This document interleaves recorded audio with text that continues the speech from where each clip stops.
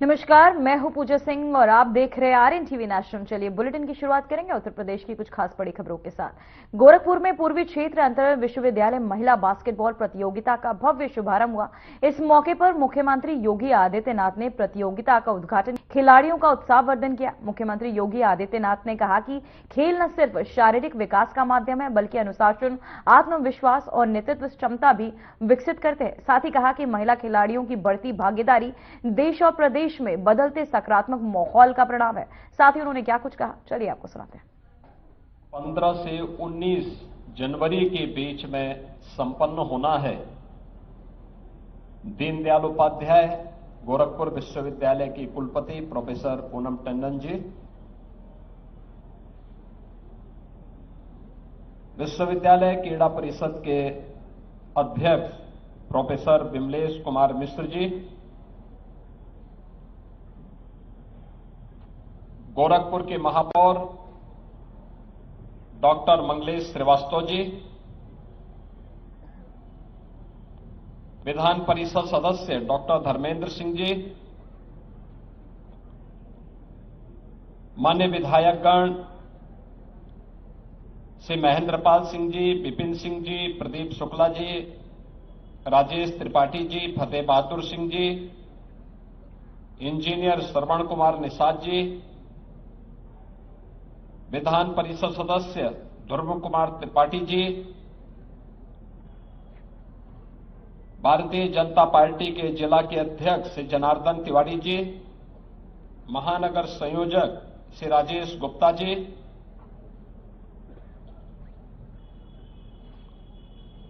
विश्वविद्यालय के सभी संकाय के सदस्यगण,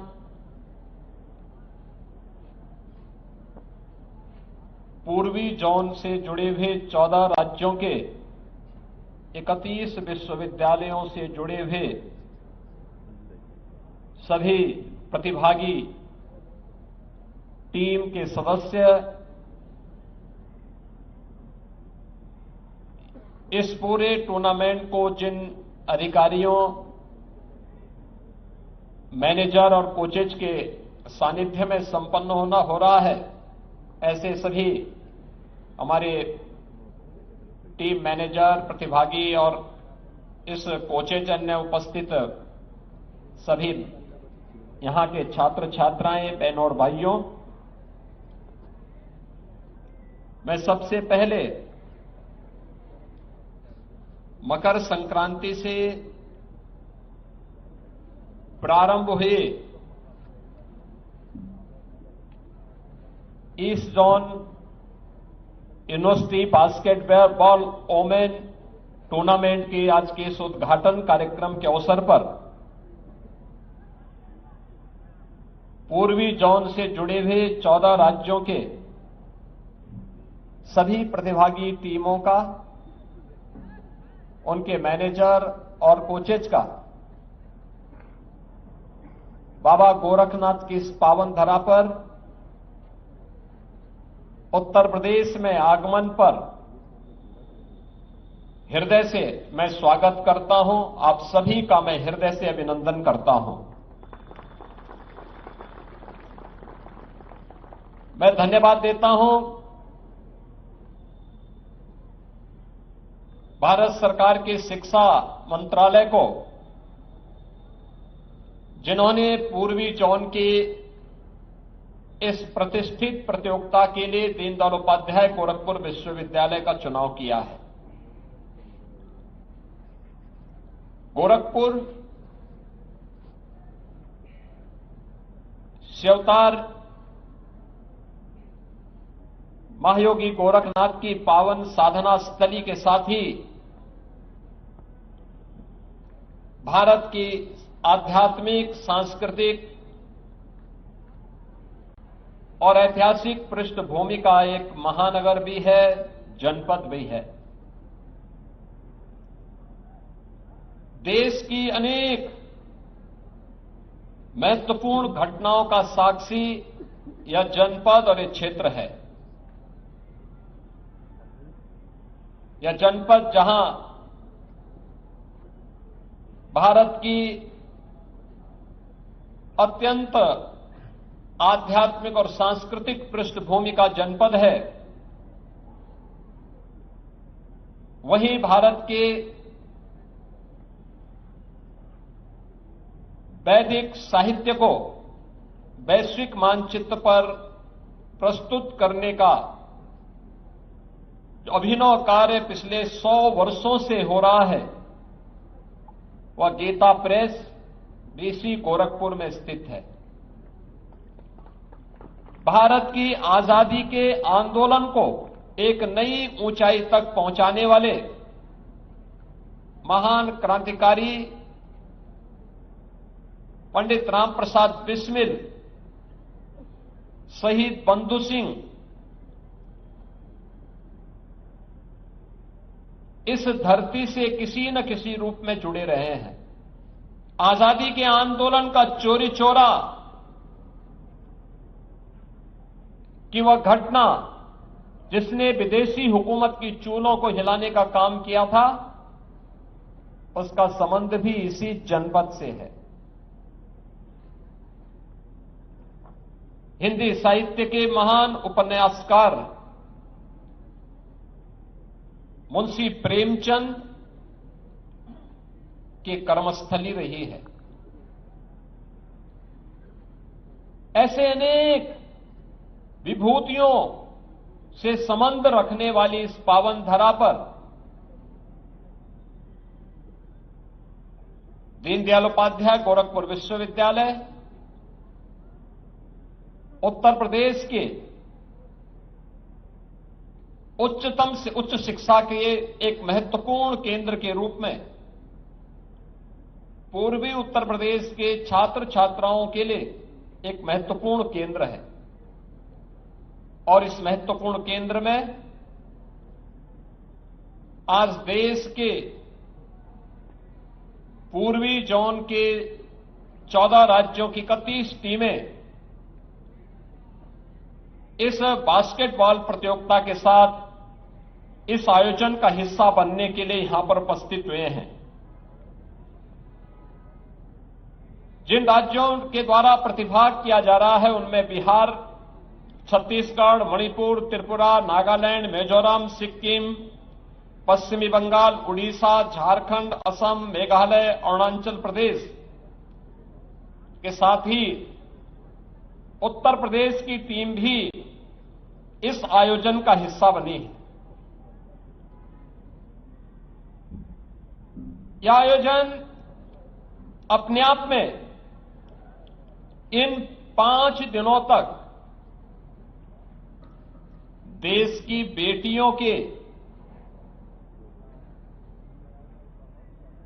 उस उमंग और उत्साह के साथ ही जीवन के प्रत्येक क्षेत्र में बेटियां भी बेहतरीन प्रदर्शन कर सकती हैं, यह देखने का अवसर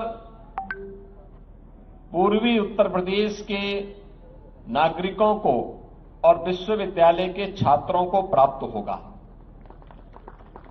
क्योंकि इन 5 दिनों के अंदर जो अलग अलग लीग मैचेज होने हैं, मैं भी यहां पर परिचय देख रहा था। जब मैंने यहां पर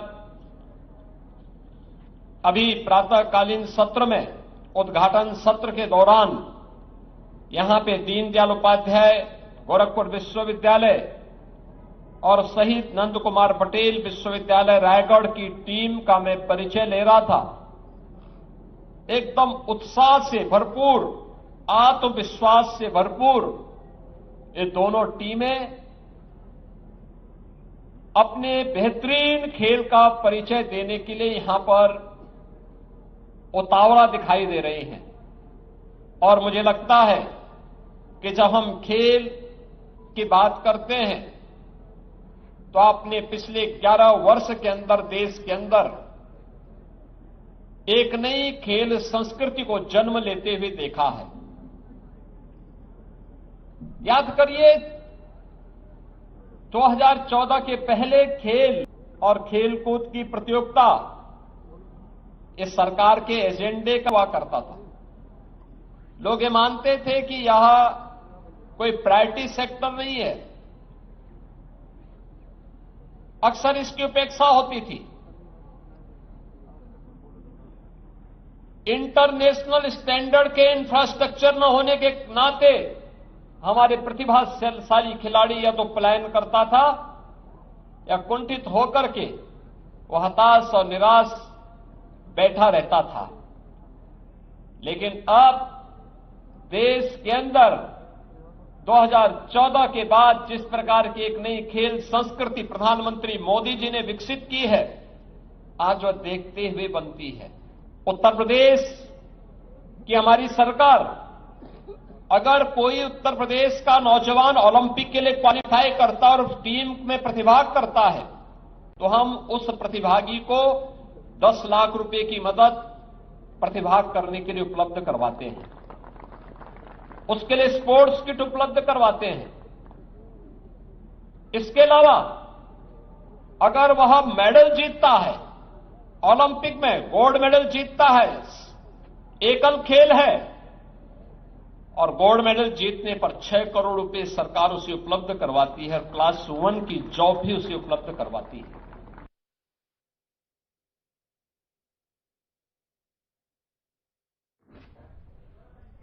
तो वहीं माघ मेला में कल्पवास के दौरान श्रद्धालुओं ने संगम तट पर भक्ति और सादगी का अनुपम उदाहरण पेश किया। कल्पवासी पूरे कल्पवास के समय बड़ी समय संयम और साधना के साथ रहते हैं। वे सुबह ब्रह्म मुहूर्त में गंगा स्नान कर भगवान सूर्य को अर्घ्य देते हैं और फिर शिविर में बने पूजा स्थल पर पूजा अर्चना करते हैं। दिन भर वे शिव पुराण, भगवत कथा और सुंदर कांड का पाठ करते हैं। आरएनटीवी के संवाददाता घनश्याम शुक्ला ने कल्पवासी अरविंद द्विवेदी से बातचीत की। देखिए।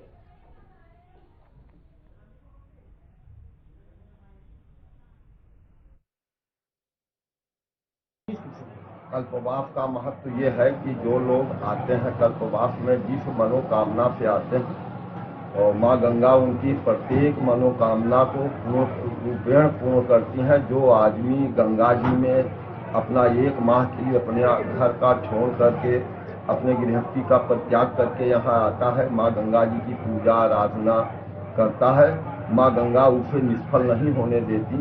उस व्यक्ति का कार्य अवश्य पूर्ण होता है।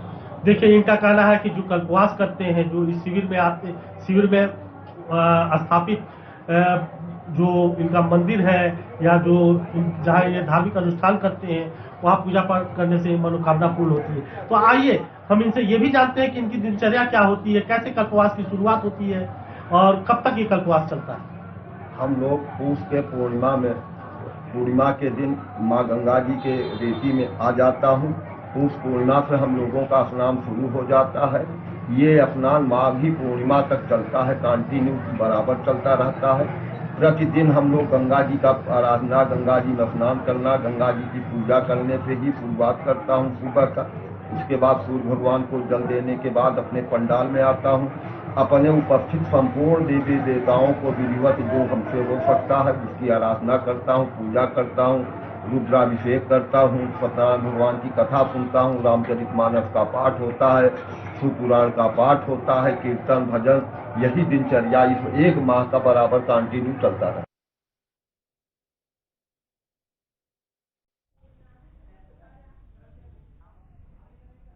तो वहीं लखनऊ से खबर सामने आ रही है, जो 21 जनवरी तक स्कूली वाहनों की चेकिंग, परिवहन विभाग स्कूली वाहन चेक करेगा। वहीं अनफिट स्कूली वाहनों के खिलाफ अभियान चलाया जा रहा है, जहां आपको बता दें हाईवे किनारे खड़े वाहनों पर भी होगा एक्शन। तो वहीं आपको बताते चले, परिवहन विभाग स्कूली वाहन चेक करेगा, अनफिट स्कूली वाहनों के खिलाफ अभियान तेज होगा।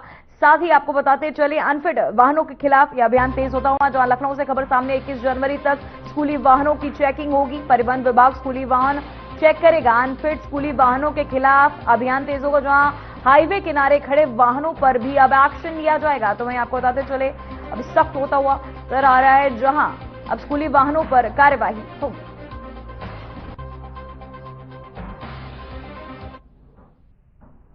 तो वही खबर रायबरेली से है, जहां प्रधानमंत्री आवास योजना में खेल की जांच के दौरान 36,000 संदिग्ध लाभार्थियों की पहचान की गई। इस मामले में बीडीओ और जिला स्तरीय अधिकारी द्वारा विस्तृत जांच की जाएगी। डीआरडीए के सतीश प्रसाद मिश्रा ने जानकारी देते हुए बताया कि योजना में वास्तविक पात्र लोगों तक लाभ पहुंचाने के लिए कार्यवाही की जा रही है और किसी भी अनियमितता बर्दाश्त नहीं की जाएगी।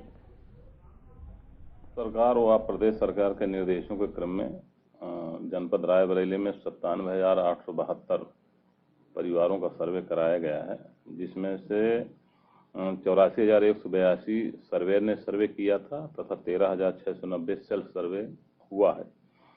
इसके क्रम में जनपद में जो चेकर, इनमें से जो 97,872 था, जिसमें से 50,470 जो लाभार्थी थे, इनका सत्यापन चेकर द्वारा इनको किया गया है और इस कार्य को संपन्न करने के बाद जो भारत सरकार के पोर्टल पे हमको 36,118 डिस्प्यूटेड केसेस प्राप्त हुए हैं, उन पे हम ब्लॉकों के खंड विकास अधिकारियों व जिला स्तरीय अधिकारियों से पुनर्सत्यापन करा रहे हैं और पुनर्सत्यापन करा करके जो होगा उसमें अग्रतर कार्रवाई सुनिश्चित की जाएगी।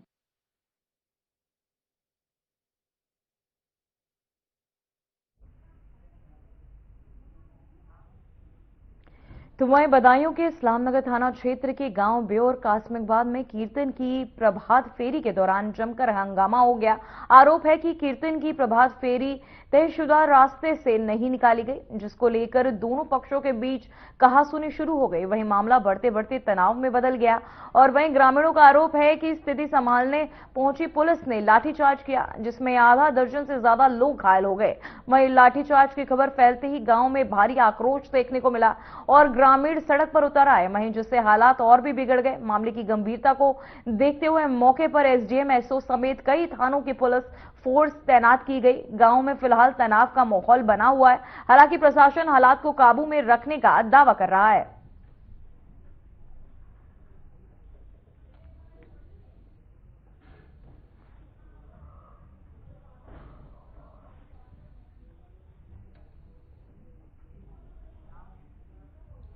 तो वहीं आगरा लखनऊ एक्सप्रेसवे पर फिरोजाबाद जिले के सिरसागंज थाना क्षेत्र में एक बड़ा सड़क हादसा हो गया। अयोध्या से दर्शन कर मथुरा जा रही यात्रियों से भरी एक मिनी बस का अचानक टायर फट गया। तेज रफ्तार बस अनियंत्रित होकर डिवाइडर से टकरा गई और पलट गई। वहीं हादसे में बस सवार 7 लोग घायल हो गए। दुर्घटना की सूचना मिलते ही एक्सप्रेसवे की रेस्क्यू टीम और सितारगंज थाना क्षेत्र मौके पर पहुंचे। वहीं सभी घायलों को तुरंत एम्बुलेंस की मदद से नजदीकी अस्पताल में भर्ती कराया गया, जहां उनका इलाज चल रहा है। साथ ही प्रत्यक्षदर्शियों के मुताबिक टायर फटते ही बस तेज झटके के साथ डिवाइडर से जा टकराई और सड़क पलट गई। मतलब वहीं आपको बताते चले, सड़क पर पलट गई। साथ ही गनीमत रही कि कोई जान हानि नहीं हुई। पुलिस ने क्षतिग्रस्त बस को हटाकर यातायात को सुचारू करवाया और साथ ही मामले की जांच शुरू कर दी है।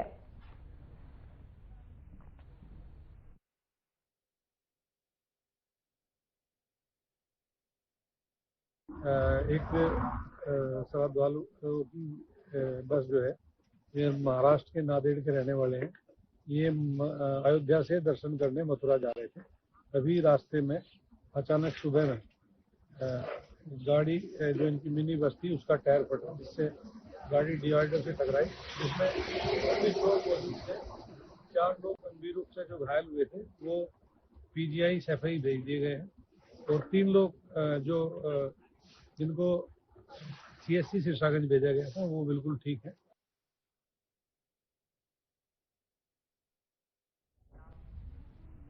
तो वहीं हरदोई जिले में पुलिस को बड़ी सफलता हाथ लगी। 25,000 रुपए के इनामी बदमाश से हुई मुठभेड़ में बदमाश पुलिस की गोली लगने से घायल हो गया। इसके बाद पुलिस ने उसे मौके से गिरफ्तार कर लिया। इस कार्यवाही में बदमाश का साथी सूरज भी पुलिस के हत्थे चढ़ गया। दोनों पर मोबाइल टावर से बैटरी चोरी के गंभीर आरोप थे और लंबे समय से पुलिस को इनकी तलाश थी। वहीं पुलिस, एसओजी और सर्विलांस टीम की संयुक्त टीम कार्यवाही में यह सफलता मिली। मुठभेड़ बेनीगंज थाना क्षेत्र में हुई। घायल बदमाश को इलाज के लिए अस्पताल में भर्ती कराया गया है।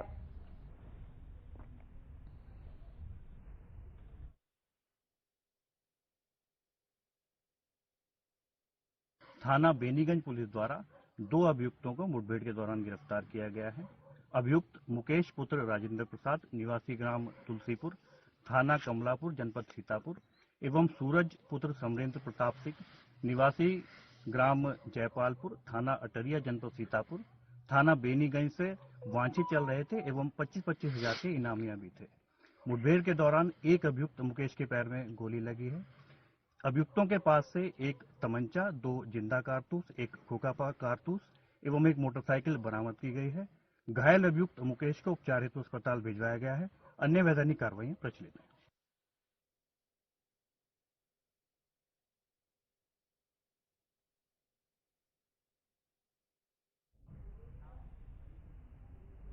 तो वहीं अलीगढ़ थाना अकबराबाद क्षेत्र के शाहगढ़ में 4 मंदिरों से घंटा और मूर्तियों की चोरी की घटनाएं हुई।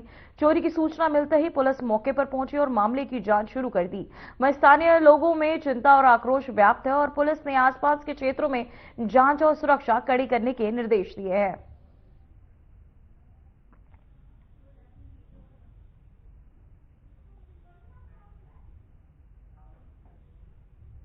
तो वहीं 27 वर्षीय केतन मेहता, जो मर्चेंट नेवी में 3rd इंजीनियर है, ईरान में गिरफ्तार हुए। DLF कॉलोनी निवासी उनके माता पिता मुकेश और रजनी मेहता ने बताया कि 6 जनवरी को उन्हें अज्ञात कॉल आया, जिसमें कहा गया कि केतन को अन्य 10 अफसरों के साथ पकड़ा गया है। परिवार ने कहा कि वे प्रधानमंत्री नरेंद्र मोदी से उम्मीद रखते हैं कि उनके बेटे को सुरक्षित लाने में मदद की जाएगी। केतन दुबई के GS टैंकर कंपनी में काम करते हैं और 29 जून को भारत से रवाना हुए थे।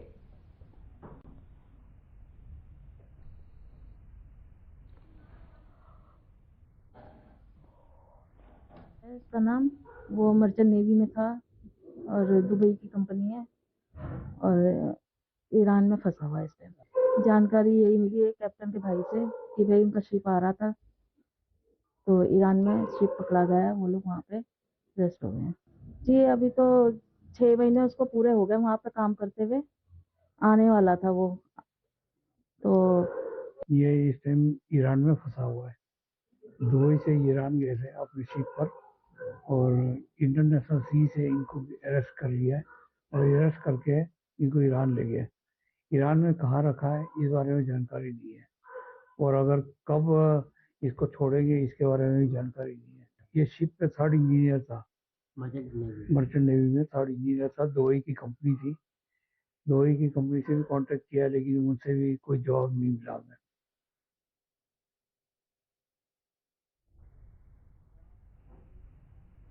तो वहीं मैनपुरी जनपद में घने कोहरे के चलते एक दर्दनाक हादसा सामने आया।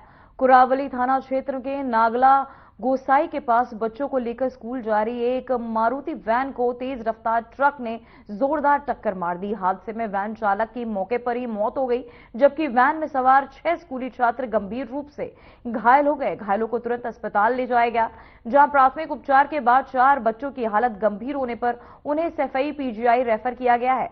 वहीं टक्कर इतनी भीषण थी कि वैन के परखच्चे उड़ गए और मौके पर अफरा तफरी मच गई। हादसे के बाद ट्रक चालक मौके से फरार हो गया। हालांकि पुलिस ने ट्रक को कब्जे में ले लिया और सूचना मिलते ही पुलिस बल मौके पर पहुंचा और साथ ही राहत बचाव कार्य भी शुरू किया गया। फिलहाल पुलिस फरार चालक की तलाश में जुटी है और मामले की जांच की जा रही है। कुरावली क्षेत्र में मॉर्निंग में बच्चों, स्कूल के जो बच्चे हैं उनको एक वैन, जो ओमनी वैन है, वो स्कूल ले जा रही थी और चूंकि 7:30 बजे बहुत घना कोहरा था तो एक वाहन से उसका एक्सीडेंट हुआ है। पुलिस मौके पर पहुंची है और सभी बच्चों को, उसमें 6 बच्चे थे, सभी बच्चों को हॉस्पिटलाइज किया है। इसमें 2 बच्चे वहीं लोकली शिफ्ट हुए हैं और जो ड्राइवर है वो यहाँ मैनपुरी में दौरान इलाज उसकी मृत्यु हुई।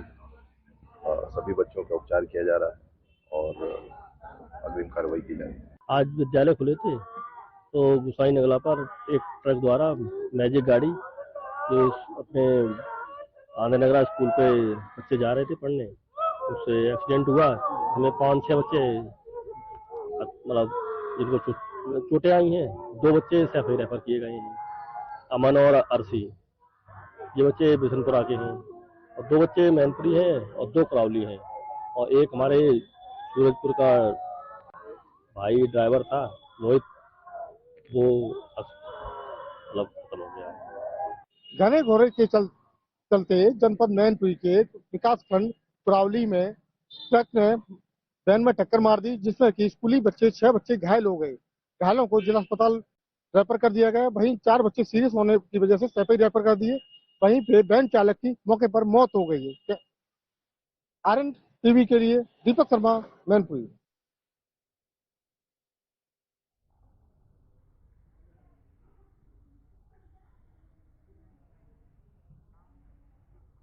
फिलहाल बुलेटिन में इतना ही। देखते रहिए आरएन टीवी नेशनल। मुझे दीजिए इजाजत। नमस्कार।